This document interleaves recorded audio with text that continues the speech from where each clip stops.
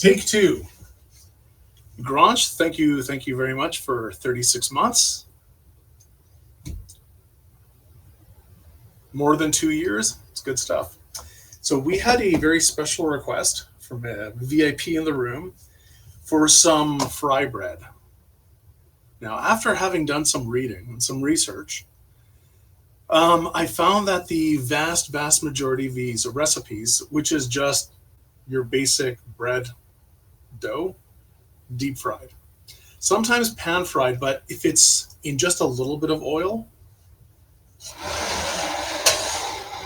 like this will give you something closer to a pita, which is not a fried bread.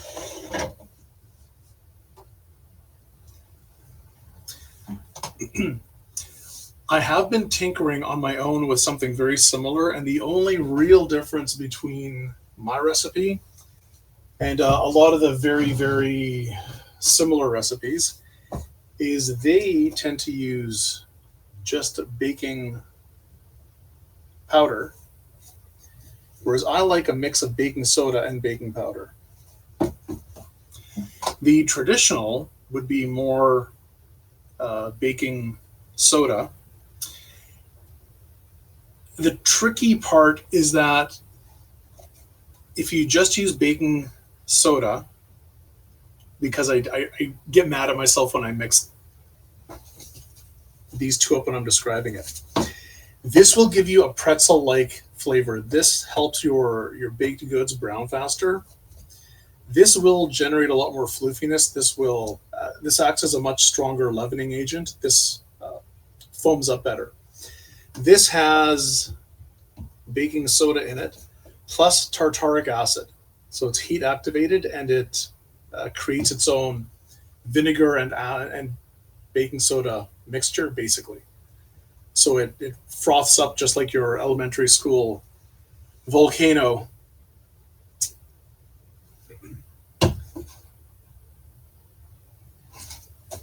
This, you need to be a little careful if you're using a lot of it, but the really neat thing about this is it gives your baked goods that pretzel-like taste. And if you crisp up the surface and you have enough baking soda, you can make something approximating a pretzel. Sometimes you want that flavor profile, sometimes you don't. So one of the big reasons why I like to use both of these is because it balances out the flavor.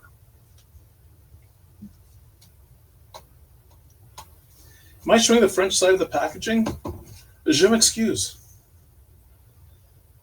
Ici, c'est en anglais. Je ne sais pas. Je ne sais pourquoi pas. But here we are. Le Rage, yes. Okay. Now, in the blog, which I will link right away, book. This starts off with the original recipe. There's a link to original suggested recipe. I tried it, and it was decent as a pita. It was decent as a thicker pan bread, but it wasn't a fry bread. It just wasn't. I also didn't like the recipe using milk instead of just warm water.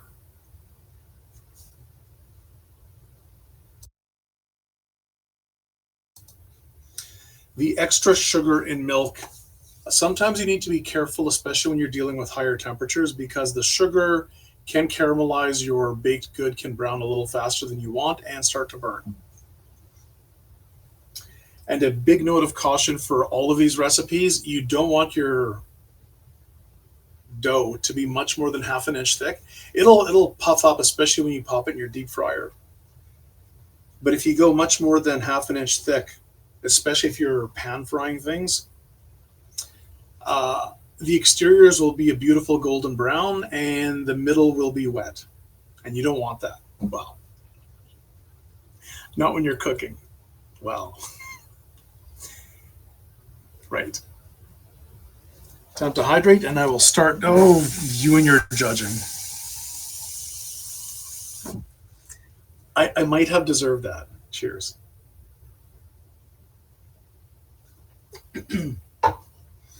If you're worried about the middle, the interior of your baked goods, especially your pan baked goods, fried, I guess. If you're worried about the middle being too wet, lower the temperature and cook it longer. The downside to that is you might soak up too much oil and you're probably going to end up with an inferior product. Probably. In general, all of the frying happens at 350 Fahrenheit, so I'm going to get my handy dandy thermometer. I'm already preheating my oil in my pot over here. It's on medium low right now, just to bring it up to temperature. And one of the better recipes that I found that's a lot more traditional is from Matt Taylor. Credits given, links in the description. There's a pretty good YouTube video that he has actually. It's very similar to my recipe, so of course I totally approve. And the last bit of trivia before I get my hands dirty is for every cup of flour, you're making about 3 servings. Each one of those servings is the equivalent of about 3 slices of bread. So it does go maybe 2. Your mileage may vary. Without much more further ado, I'm going to do the Matt Taylor recipe first because for some reason he insists on letting the dough rest for half an hour. That's crazy talk.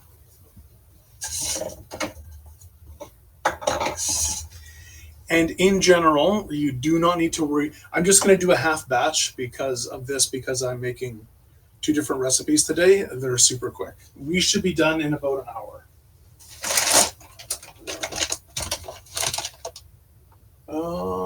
I don't think I need anything else. Should be, that's right. A lot of these recipes call for around between 80 and 100% hydration, and that's by weight, not by volume. Each cup of flour is about 120 grams. So 2 cups of flour is 240 grams, which is exactly the weight of a cup of water. So here's my 1 cup of flour. To this, I'm going to put in some salt, baking soda, and some warm water.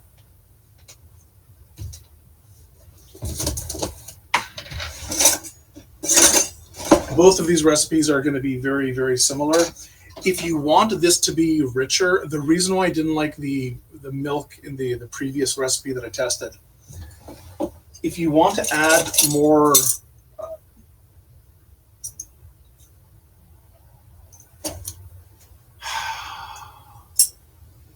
what's the right word?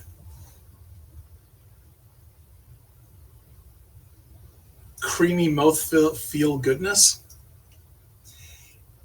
You can add fat in any form you want. You can add milk. You can make it with milk instead of water. You can use water and butter or duck fat or bacon grease or lard or tallow, any fat that you want.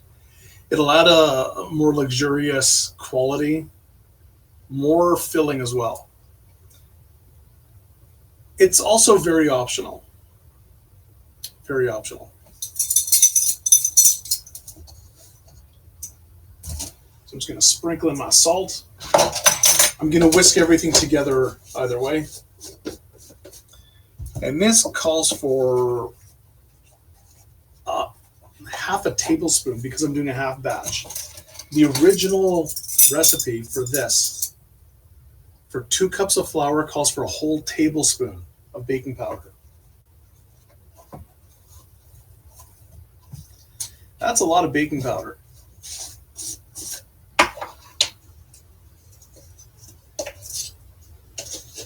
And we all know, hopefully we all know, half a tablespoon is 1.5 teaspoons.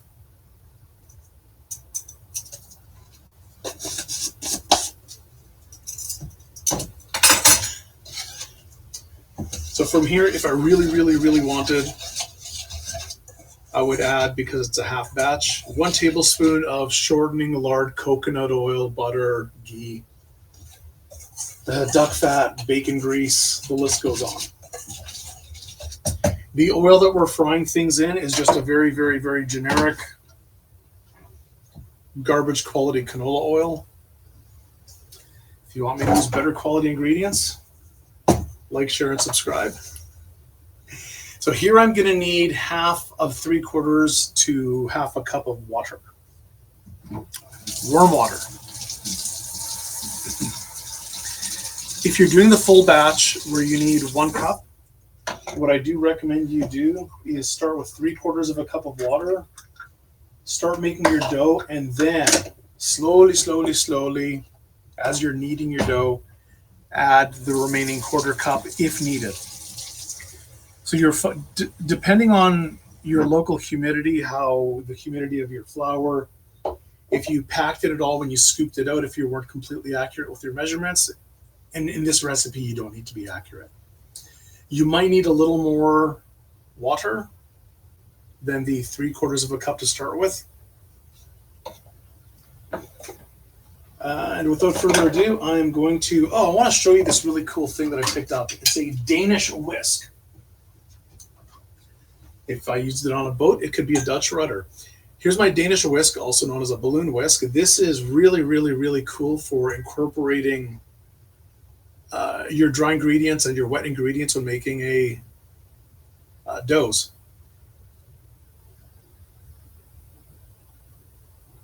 So this will stir the dry and wet things together without getting too stuck because of the openings. But it's a gadget, so we're not using it.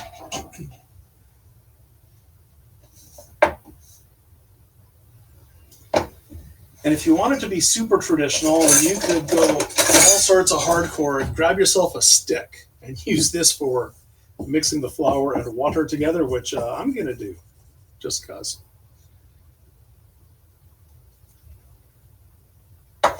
I like the idea of having a well in the middle of my dry goods and then just start stirring and slowly pull some of the dry good into the middle.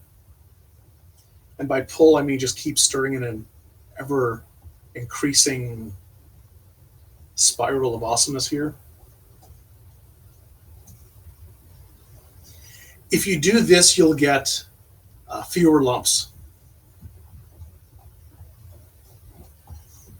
And we absolutely do not want any lumps in our dough. It's neat. It's neat. I've wanted a proper lame for cutting and scoring my baguettes and sourdoughs and fancy artisan breads. And I found a kit that had the Danish whisk with a what do they call it? A sling, a sourdough sling. So you've seen how I make a little basket with parchment paper. It's the same thing, but it's made out of silicone. So I have a specific gadget for doing that. It's better than using parchment paper when you're making sourdough in a Dutch oven, because the exposed parchment paper at 450 Fahrenheit will turn brown very quickly and it becomes crumbly. So the next time I make sourdough like that, I will demonstrate the gadget. Okay, so here we have, there's still a fair bit of moisture in the dough in the middle here, but I still have a lot of flour on the outside. Now I could struggle with just spinning this around for a bit, and I'm going to, just because.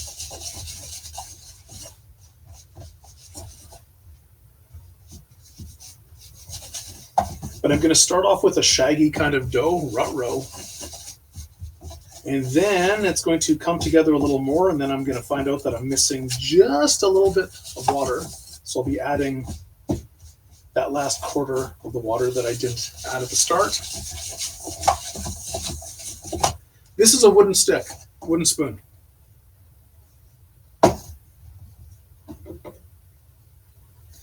I mean, I'm down for going rustic, but it's not like I walked outside and picked up a stick. If I ever go for real camping again, I will definitely stream or at least record all of the cooking. Okay, so again, I have about a boot. This is around 70% hydration, and I can probably work this all together.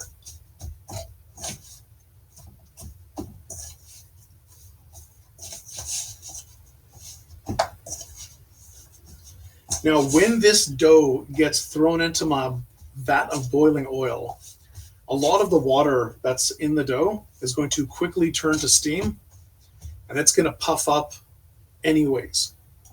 So I do want some gluten to form here to help the bread itself stay together.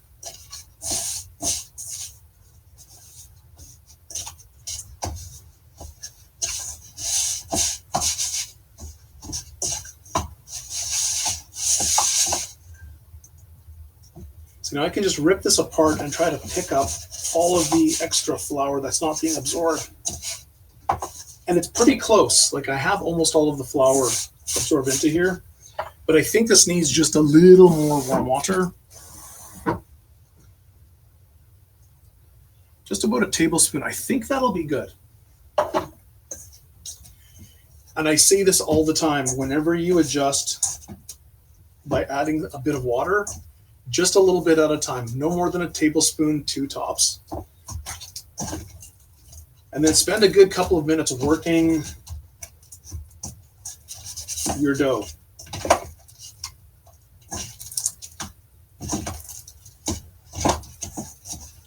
It's squelcherific.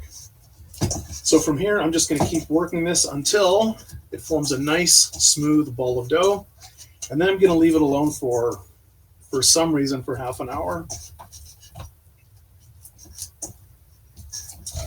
One of the reasons to let your dough rest, it makes it easier to stretch it to roll out. It gives your flour a chance to absorb all of the moisture a little more evenly. And it can help with the formation of your gluten matrix, if you want to get all technical. So this went from being sticky to, well, just wet to wet and sticky. Just going to roll this around, pick up every last bit from the inside of the bowl. Oh yeah, that's sticky. Ugh.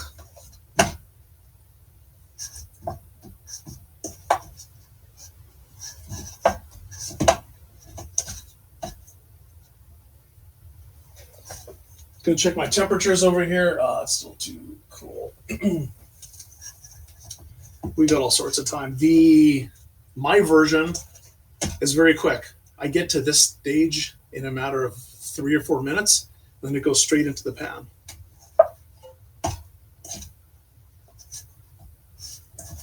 If you find your hands are a little too sticky and this is hard to work with, you can give your hands a quick spritz with a nonstick cooking spray. I will demonstrate. Non-stick cooking spray.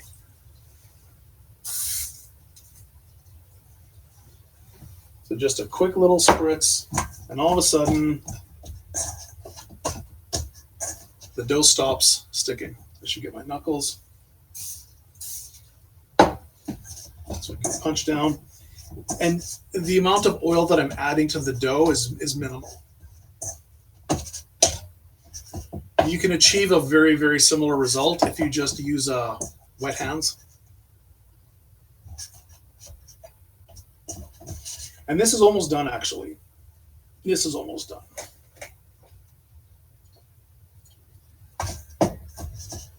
Which is good because my frying pan is also just about done.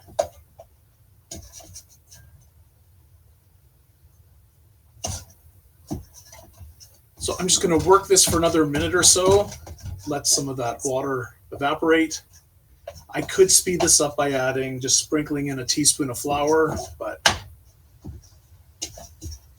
that can lead to a weird endless cycle, this loop of flour and water until you have nothing but a dough made of flour and water.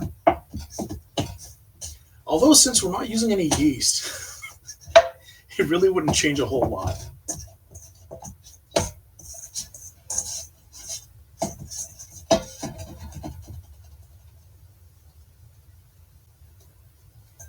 Okay, so we have a fairly smooth, still a little sticky, but this is good enough. Ball of dough. I'm just going to roll this up a little more, just so you can see what I'm doing. Just pressing down and rolling this around. See, it's still a little sticky. With a little more exposure to air, it's going to dry up just a little more, and then it will become nice and smooth. Okay, nice and smooth. Ook. Just going to put this off to the side. Just going to cover this with a towel and let it rest.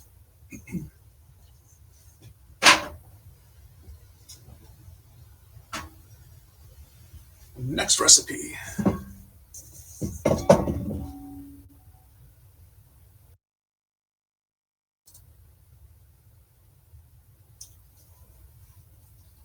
Here I need 2/3 of a cup of flour.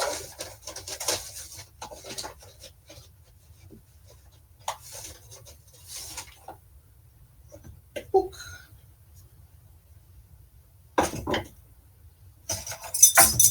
Half a teaspoon of baking soda, 1 teaspoon of baking powder.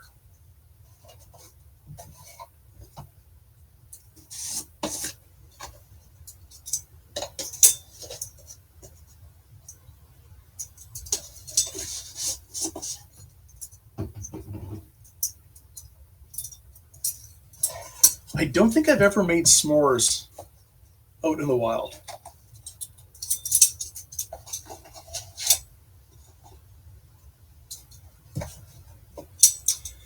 And I need a half teaspoon of salt. Any old salt will do. Just going to give this a really, really quick whisk. Again, recipe for this is over on the blog. I'm going to turn this heat up just a little bit because we're almost ready.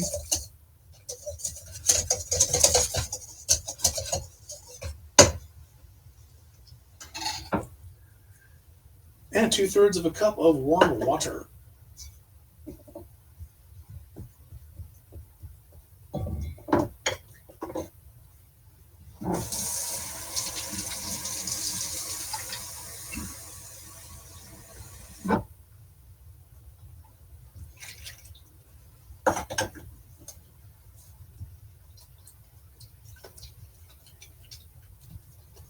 Now, if this turns out to be a little too wet, that's not a problem.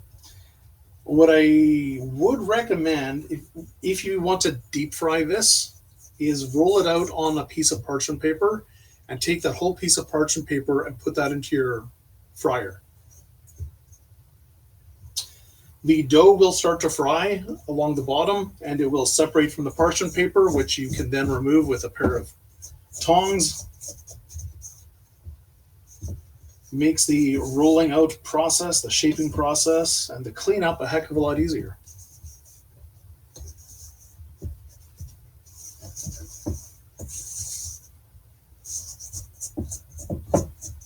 The other nice thing about using 100% hydration, your bowl tends to not get anything dry stuck to the sides. Tends to. So for anyone playing the home game, most breads, the hydration, again, that's the percentage of water to flour. Most doughs have a hydration in the 70 to 85% range. Some doughs go as high as 100, some go even higher. And before you freak out about the math saying, how can you have more than 100% of an ingredient? It's the ratio. That's why I don't like using percentages in normal conversation. It's so ambiguous. This is very, very, very floofy already.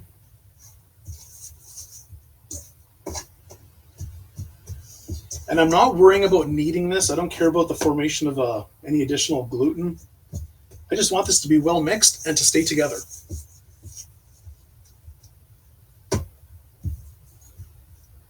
So here I have this sticky mess.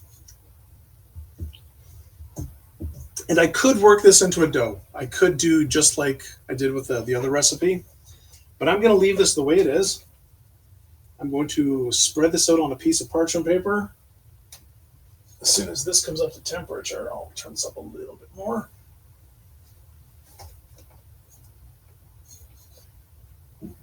Okay.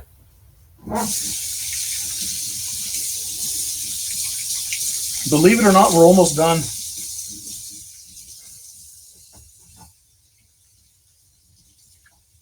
The frying and pan frying is about 4 minutes aside.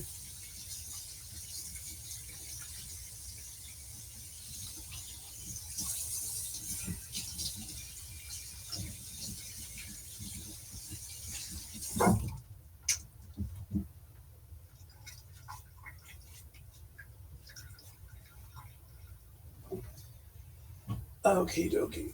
How hot is this? Gonna crank that up. I'm just gonna divide this into, well, half, give or take.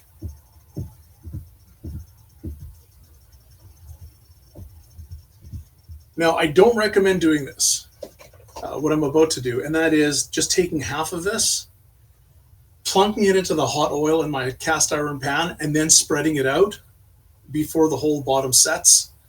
And I want the whole thing to be less than ½ inch thick. If you're comfy with the idea of doing it, if you're okay with the high temperatures and having your hands close to very hot oil, well, buyer beware. But short of rolling this out and flipping it over with, a spatula or something, you don't have a whole lot of options. And if you want to do this as quickly as possible, this is probably the way to do it.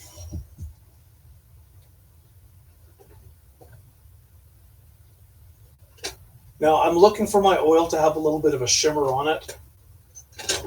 I don't think it's quite there, but I'm going to do the not so smart test. A couple of drops of water that are barely sizzling. So I turned up my temperature.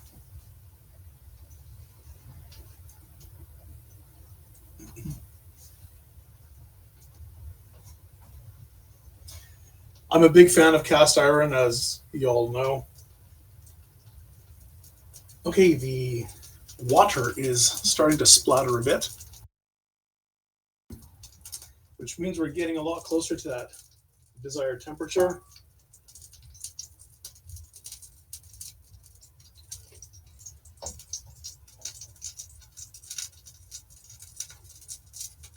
Okay, so what you can do is just take this whole mess,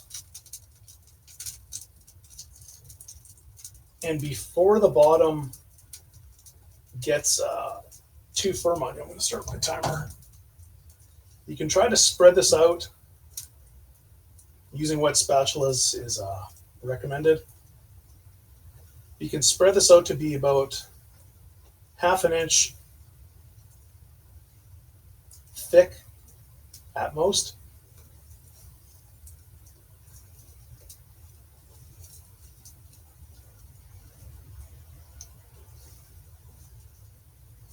And you can try to make this as cute as you want.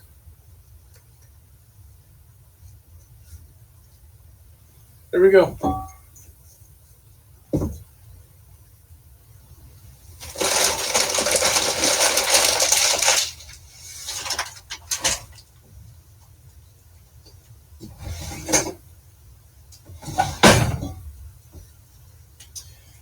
If your pan is clean, if you heated it before you added the oil, if everything is working according to plan, this should slide around like nobody's business.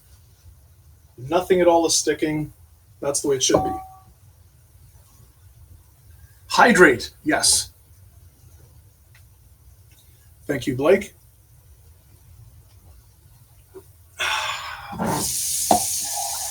That looks like a double shot of hydration.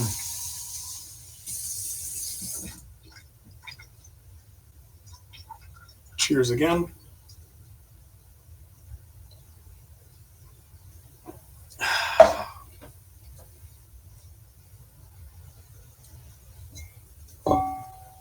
Okay, this is 1:45. The bottom should start being a little, very, very light brown. But don't screw around with your food like I am. Don't do what I do. We want this to be a few shades darker. Another hydrate. Oh, stretch. I can't stretch right now. I'll stretch after I flip this.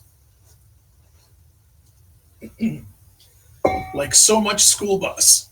Flip that bus.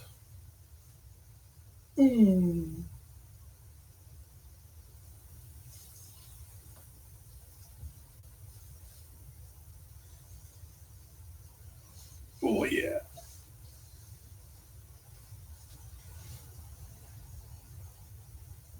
When you're pan frying things with just a little bit of oil, I don't mean you have like half an inch of oil in your pan and you're frying that way. I mean you're frying it the way you'd fry eggs.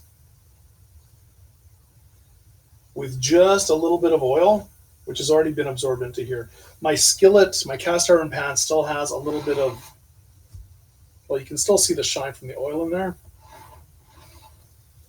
But this has been 3 minutes. It's about ready to flip over, I think. Yeah. That's about the color we want. Maybe a shade darker, but that's where we're at.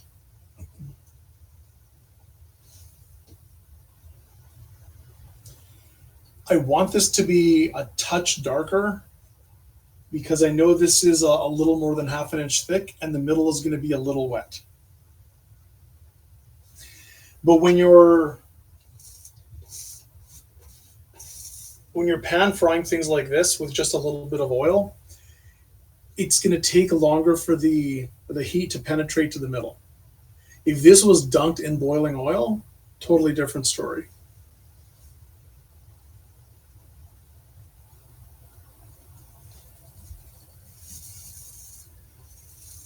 And if I press down and I hear it sizzling more, that's a good indication that I don't have consistent surface contact, which means it's not cooking evenly or as quickly as I probably want it to.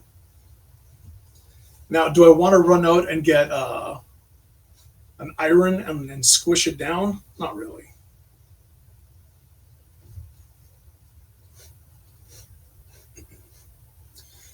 So doing a fry bread like this is a lot closer to making a thicker pita, but not to be confused with bannock.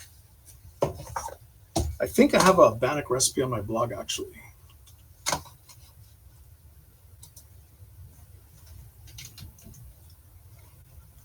Where is my bannock?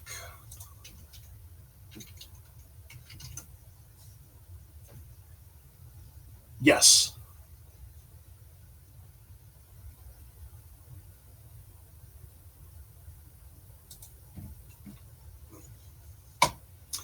Bannock is traditionally done on a super old school, traditionally done on a stick over a fire. This version is more like a baked flatbread.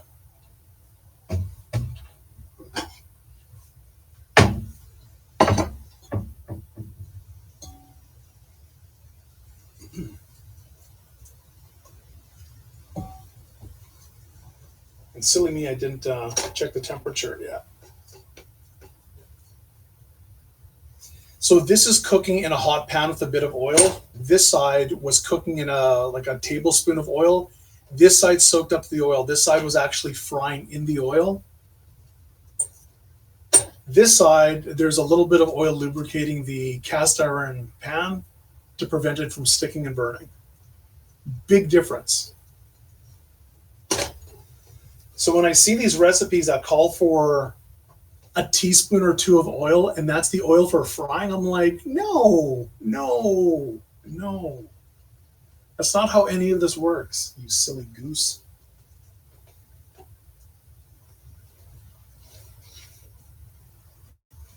Okay, So without putting more oil in here, the bottom is going to be this kind of splotchy dark. And this is more reminiscent of a pita, just for the way it cooks unevenly. Because with a pita, just take this off the heat before it starts smoking up. Because it's just starting to smoke, and that means my smoke detector is probably going to start screaming at me.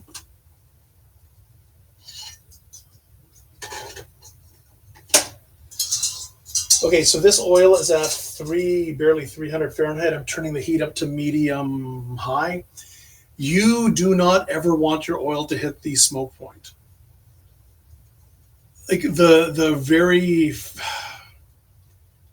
there's a rare exception for steak where you want your pan as hot as possible and you still want it to be lubricated with some oil. So when you slap your meat in your cast iron pan, the bottom will sear very quickly. All of the moisture will get steamed off, and then your steak can be flipped over fairly quickly. If you did that at a lower temperature, you always run the risk of your steak sticking to your pan for longer. With pepper, I won't apologize.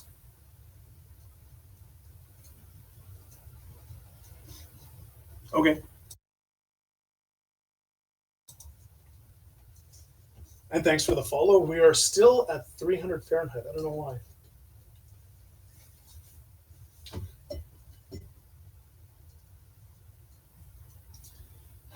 While we're waiting for that to come up to temperature, I'm just going to rip this apart, and you can see it looks pretty consistent. Like I don't see any wet spots in here. I do have a lot to apologize for. You can serve this with stews and chilies. You can use these as basically dumplings. You can just slather these with butter, maybe add some honey.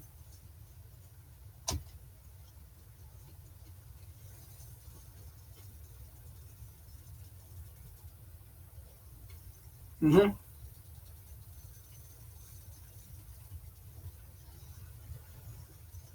From the crispy exterior, I'm definitely getting that pretzel vibe, which personally I love.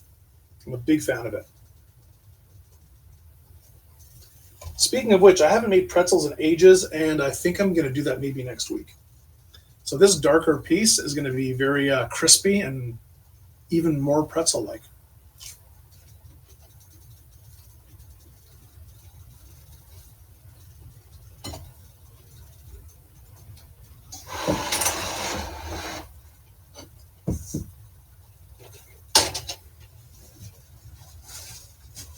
I almost got carried away. Almost. By those silly men in the white jackets.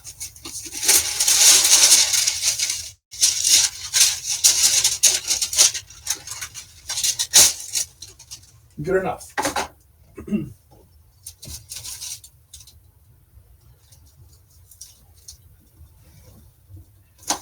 I'm skipping the toppings today. I'm just doing the basic recipe in two different versions, just because.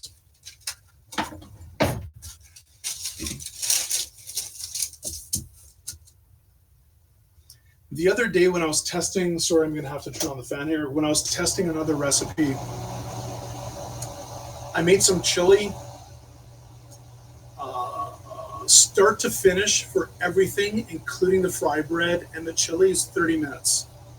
30 minutes from me starting in the kitchen to serving.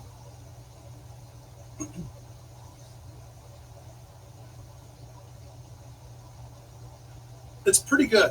It's pretty good. Me personally, if you're gonna bake, if you're gonna make your own bread, make a real loaf of bread. If you're in a rush, there's nothing wrong with this recipe. Especially since I invented it.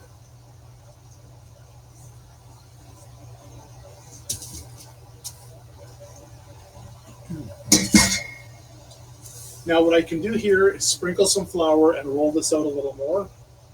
But what I want to do is have take this whole thing and lower this into my pot of boiling oil. The bread will separate, the dough will separate from the parchment paper, and this way I don't have any mess. This is very wet. It's going to be very, very hard to work with for now.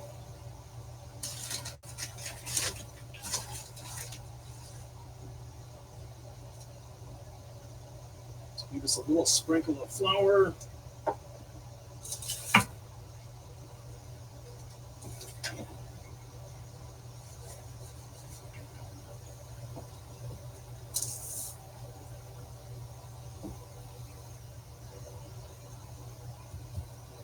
Good enough.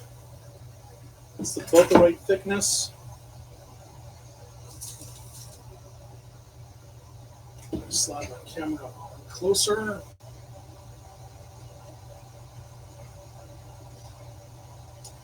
It's almost the temperature.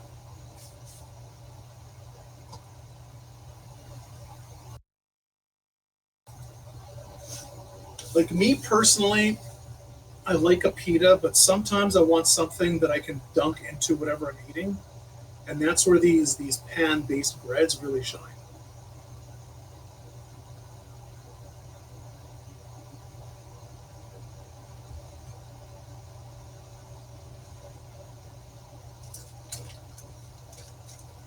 So I can pick this up with just my silicone spatula and just lower this.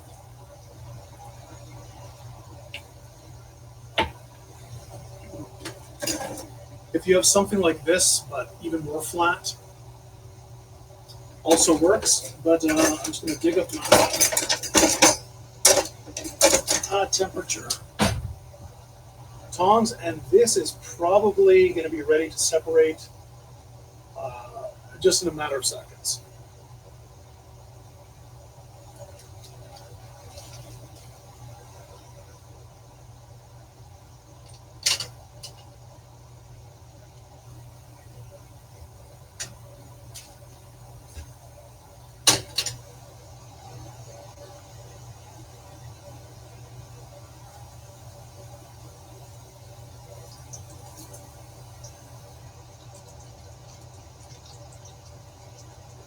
So you'll see this is poofing up a lot.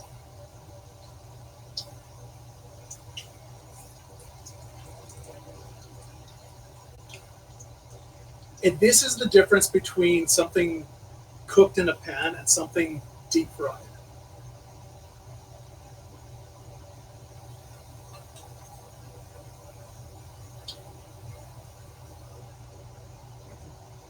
If you missed anything, no worries. I'll be taking this portion of the stream and putting it on YouTube later tonight.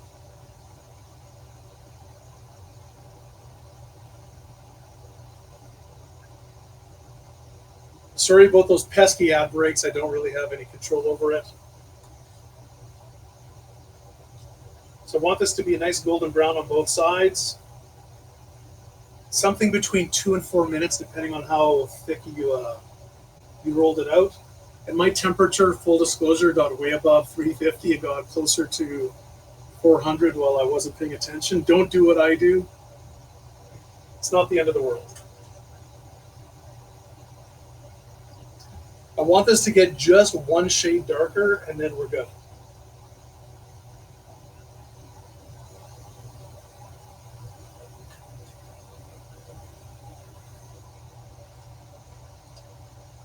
Now this I should put on a paper towel lined plate, but look how much this floofed up. That's like a good 1.5 inches. I know. No such thing as a good 1.5 inches. Granch, you bring out the worst in me.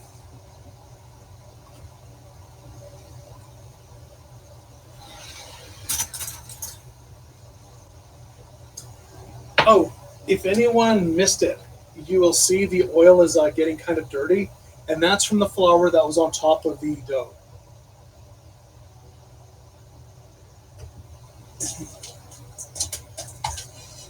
So this has done its thing. It's fully rested. I should have no challenges rolling this out, but what I'm going to do This was 1 cup of flour, right? So I should cut this into thirds.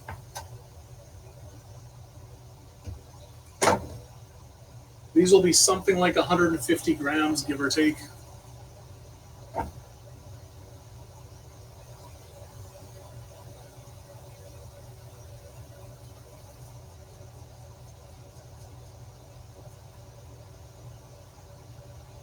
If your dough is still moist, you're always better off rolling it around like this and rolling it into a ball. Just a very lightly floured work surface.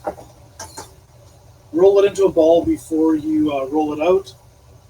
Lightly flour both sides. Just a little bit of pressure. And if your dough springs back too quickly, let it rest for another 10 minutes. This is especially true when you're making pizzas.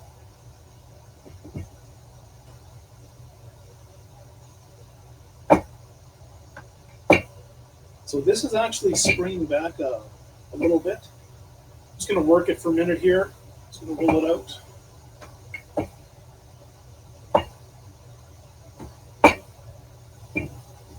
Okay. Ready for some more magic?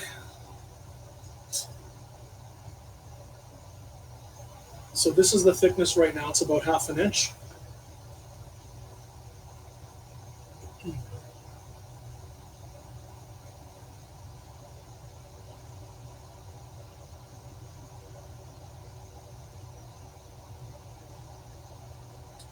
One thing that's a little finicky when it comes to boiling oil, frying things, if you will, is that the amount of fiddling you have to do with the temperature. Because it's easy for you to overshoot your temperature and then you lower the heat and then it goes down a little too much.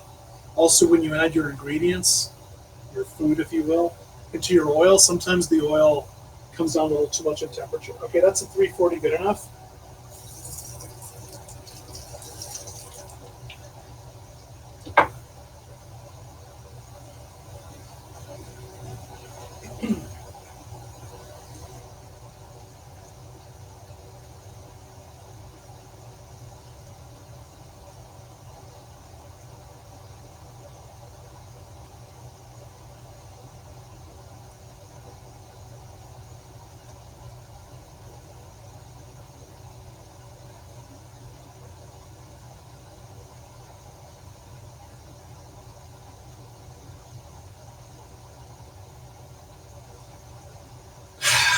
So it was under 350, now I'm showing 380. There's just no justice. Now if I submerge this, it's going to fry even more gooder. Largely unnecessary, but it's kind of fun. But when the bottom gets to about this color, like that's golden brown.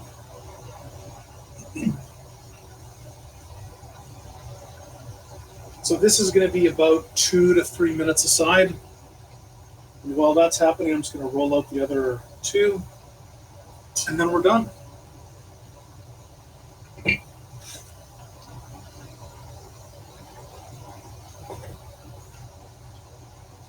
But I'm going to show you the difference.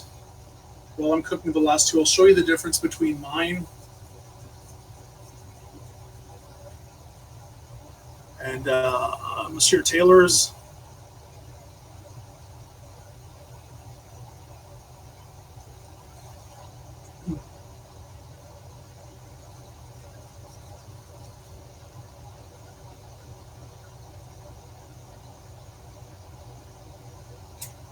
Temperature at.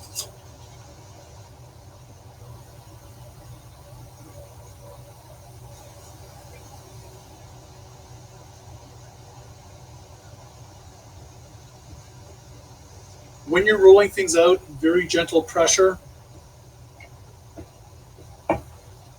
Give it just a couple of strokes on each side, a little bit of rolling. Turn it 90 degrees.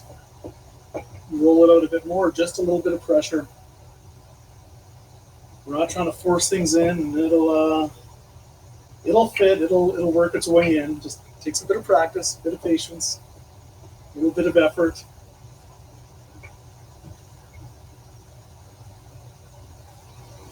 Okay, see the bottom is nice and darker than the top. That's the color we want.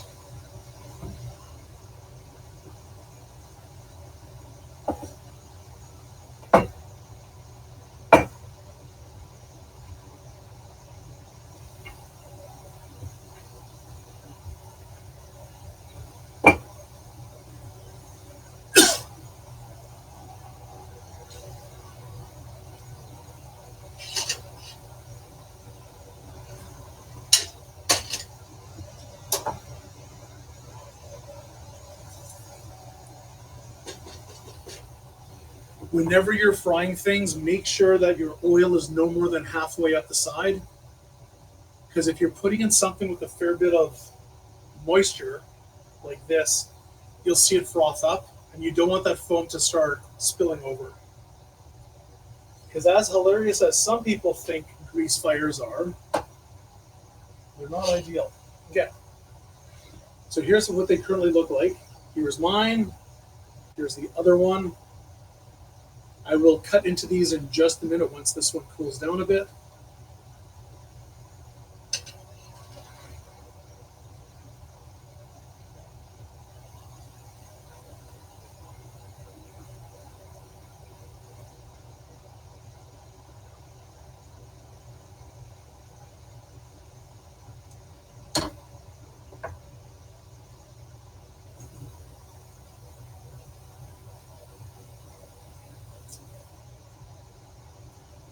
So many inappropriate things that I'm not going to say because I'm a good boy.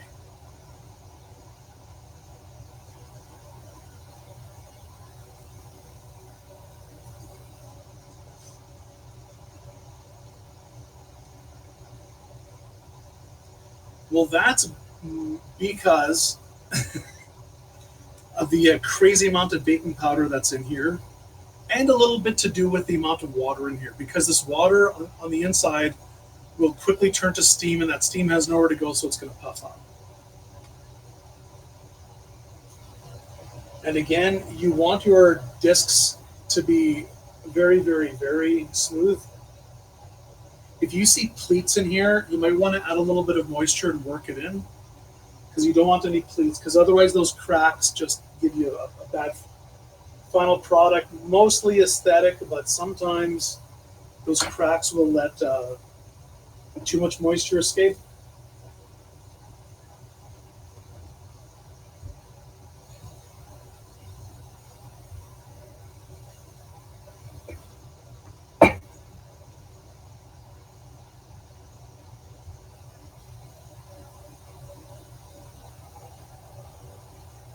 Okay, this one's good.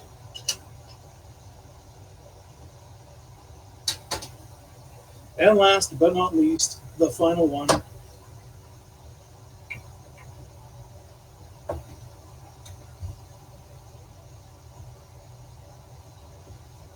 going to roll this one pretty thin,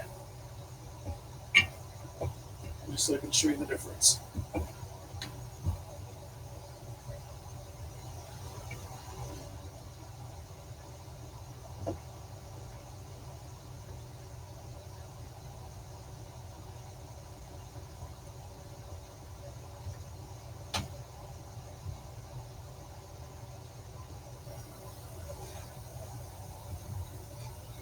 You see how thin this one is?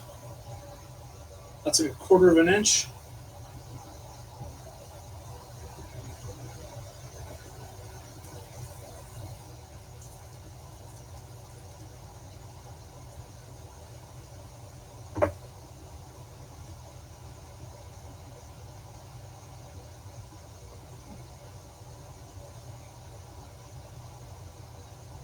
And you see how it was puffing up, right?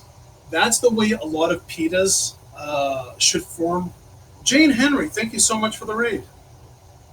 I wasn't reading the chat. Shame on me. How was your stream? Ooh, Lebanese burgers. Were they vegetarian or were they meatitarian? Was it all like lentils and chickpeas, various tahinis? Thanks, Maiden. You're the best.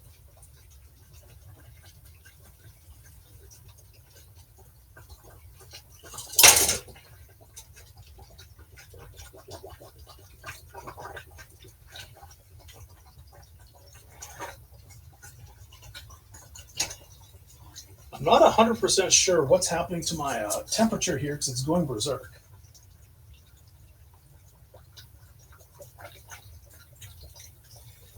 Whenever you're frying, if something looks like it's going wrong, don't panic. Pull out your Joy Division oven gloves and just remove whatever it is from the heat. As long as there's no fire, there's no problem.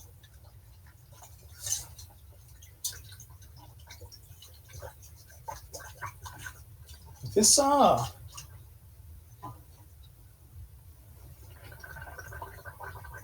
yeah, this was just gushing out air bubbles from a couple of rips in here. It was weird.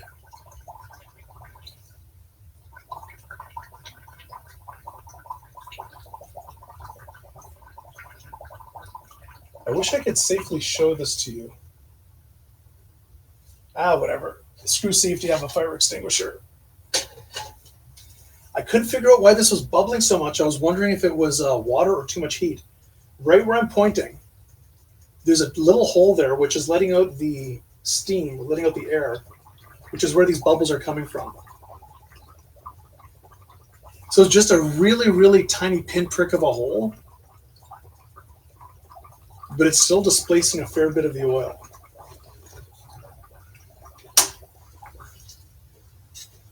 I've only burned myself twice doing it. I'm kidding. Just could have been 3. Yeah, and there's a hole on the side that's just spewing out air. Okay, this is done because I don't want to burn myself. Again, there's a reason why I don't like to fill my pots more than halfway up with oil. And if something bad were to happen, the first thing to grab is something like not a bucket of water. I have my high temperature lid, which I could put on top. Turn off the element, remove your pot of oil from the heat source. If there's a fire, cover it in a towel, cover it with salt. Do not use water, do not use flour. Use your fire extinguisher. And as hilarious as it might sound, don't encourage this to happen.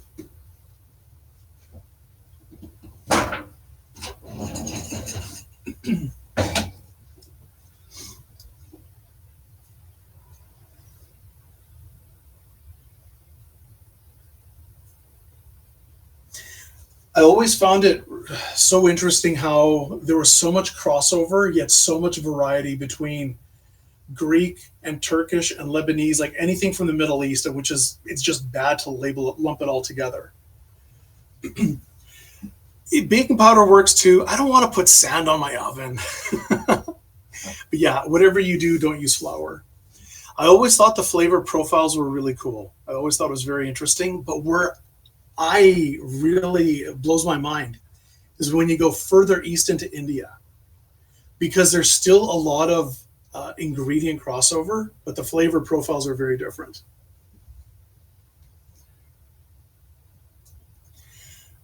I've heard baking soda, like the sodium bicarbonate itself shouldn't burn too easily on you, and the bicarbonate part should help extinguish the fire. I know that salt is a lot more inert, and I would go for salt first. Plus, I have a really convenient bucket of salt. Time to hydrate.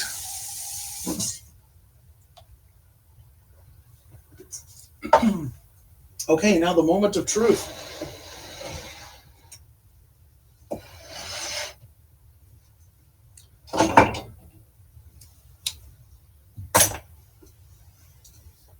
Move this over. Oh, one thing that I'm going to do with this oil, I'm going to run this through a coffee filter. and I will be able to reuse this oil at least 4 more times. This is the 3rd time that I've used this oil. The flour from the surface is contaminating the oil. And if I was going to keep cooking with temperature, that the flour that's fallen off of the little pitas here into the oil, it's going to contaminate it, and those little bits of flour are going to keep cooking and turn black. Now I'll be adding that unpleasant burnt taste to it. So anyways, here is 1/3 of a cup of flour.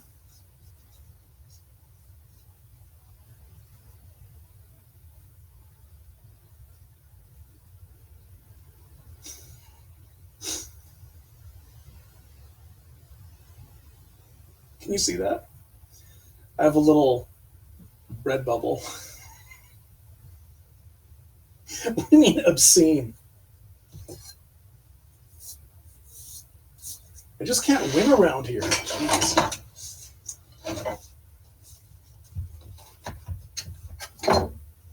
Okay, so here, nice big air bubbles in the middle, nice pockets. Here we have, it's where you put the tube for the bagpipe, no kidding. It's cooked all the way inside. I could easily separate this and stuff it like a pita. This probably could have used another 30 seconds. Closer to this color would have been ideal. But the taste test, like you see that it's chewy, right? Like there's some give here.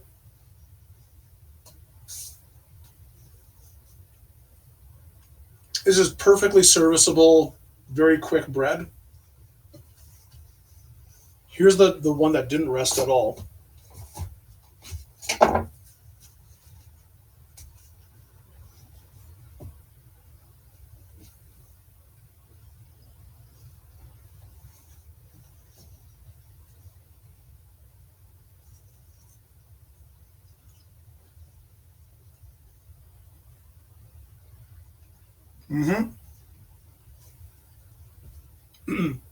That's perfectly cooked.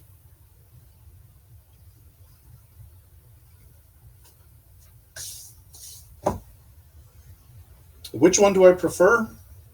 Mine, of course.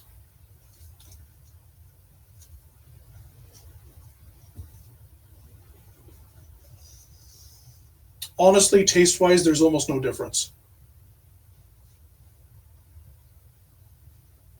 So having said that, I think my version is probably easier to do and a heck of a lot quicker.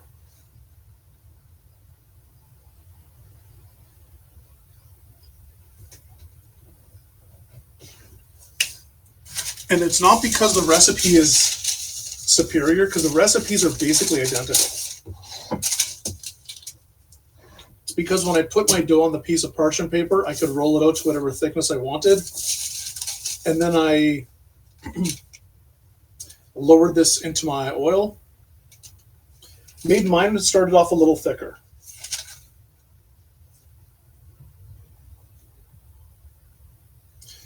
They're pretty similar in taste. If we want to do I used baking powder and baking soda. Otherwise, the recipe is identical. The lighter ones, they rested for half an hour. In theory, it gave the dough a bit of time to form more gluten, so it could stretch out more and puff up more. And I think that's really going to be the only difference. There's a subtle taste difference, but they're basically identical. As far as speed and convenience goes, I'm going to go with mine. But try them both and tell me what you think. Yeah, they're both fine.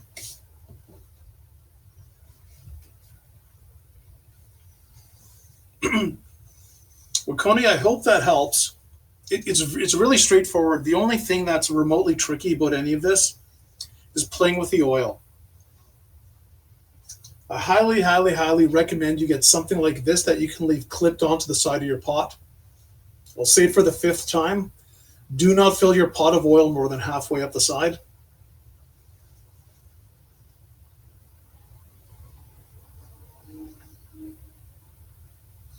Fiddle with your controls to keep the temperature around 350. It's very easy for your oil to get out of control and quickly jump to 400. I don't really trust my oven or stove very much. The thing's almost as old as I am. And here we are.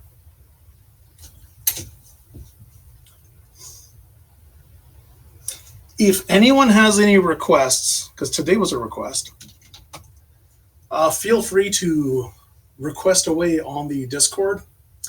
If you ever plan to be in the greater metropolitan region of Winnipeg, central Canada, and want to be a member of the studio audience, yay, studio audience, or the casting couch, or the green room, cook with or without me here in the kitchen, all you need to do is send a self-addressed stamped envelope to this guy, care of this place, and I will hook you up. Avoid the casting couch, that's right. Hey. The Discord is a great place for the conversations. There's 3 main sections, one for cooking, one for cleaning, one for cooking, one for music, one for art. My stuff, your stuff, requests, and all sorts of craziness.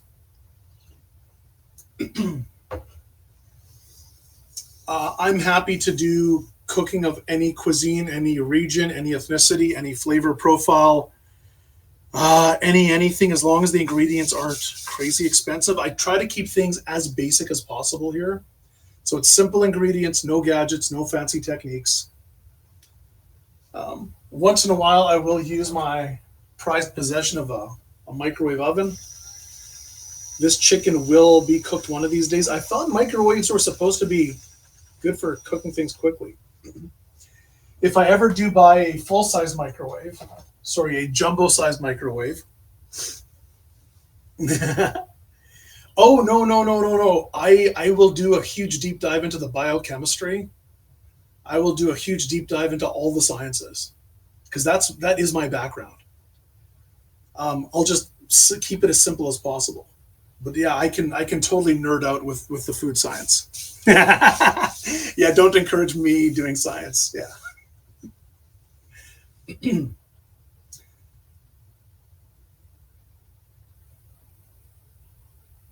I mean, if you're into it. And I have taken challenges to ketoify pretty much anything. Some foods I know you can't do without getting into weird chemicals or obscure ingredients. But yeah, I will cook literally anything as long as the ingredients themselves aren't too expensive. Alton Brown is the GOAT. He absolutely is. My special brownies use his recipe. And in general, anything that Alton Brown publishes is the best, except his chocolate chip cookies.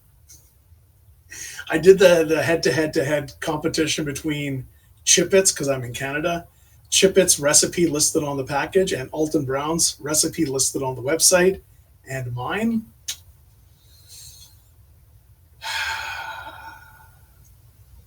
Full disclosure, his were chewier later out of the fridge, which I found really surprising. But fresh, I think mine were the best. I think I have that on the YouTubes. Anyways, enough of me babbling. Thanks for coming out, everyone. I hope you had some fun. Hope you learned something. I might be DJing tomorrow night on Twitch. Back in the kitchen for sure on Thursday. I had a fun recipe planned. What was it? It'll be awesome, whatever it is. And then Friday we will do probably games. So I'm going to wrap it up here. Thanks again, everyone. Much love. Opa.